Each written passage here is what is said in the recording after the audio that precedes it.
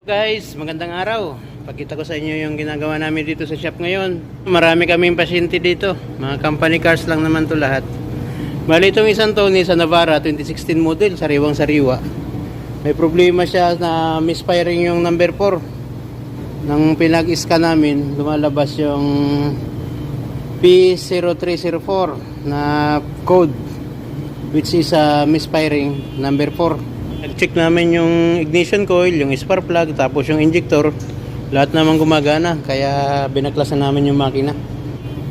Tapos ang problema pa nito yung clutch.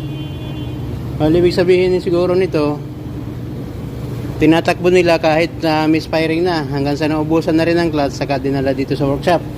Ganon din itong dalawa. Yan. Lahat yan 2016 model. QR25 ang makina. Para-parehas may katok. Para-parehas palyado. Ito umaandar naman pero lakas ang vibration. Kapag binubunot ko yung ignition coil, yung itong sakit na ignition coil, yung number 4 walang reaction. Ito naman hindi na umaandar, parang loose compression na. Ang nangyari, nang tinanggal namin ng spark plug, tapos niredondo, mulsit ang tubig. May pumuslit na tubig galing sa number 3 piston. So ibig sabihin nag-overheat din ito. Lahat ng history nito nag-overheat, guys. Itong isang binaklas namin, pakita ko sa inyo ang problema. Okay naman yung liner nya.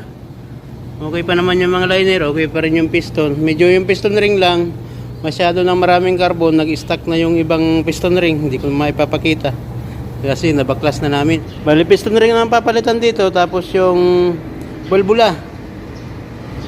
Yung balbula ng number 4, ito yung naging problema. Kita nyo, guys. Dito sa ibang part, number 1, number 2, number 3, okay yung sunog nya. Dito walang sunog, basang-basa. Ang problema nya, itong exhaust valve. Ito yung exhaust valve nya ngayon, oh. Ito yung naging exhaust valve nya. Kita nyo, guys, na-deform na. Lumiit. Compare natin dito sa isa. Ayan, oh. Lumiit na yung isa. Oh. Sobrang init siguro. Na-deform siya, oh. Kaya dito nag-leak. Kaya loss compression dito sa number 4. Bali ito yung video, guys, nang nililigtis ko kanina. Ayan, oh. Binuhusan ng diesel, labas sa exhaust, napakalakas. So, bali kapag bubuuhin na namin ito, bibidyohan ko ng mabuti para i-share ko rin sa inyo para malaman nyo rin kung tama ba yung gawa namin. Salamat sa panood, guys.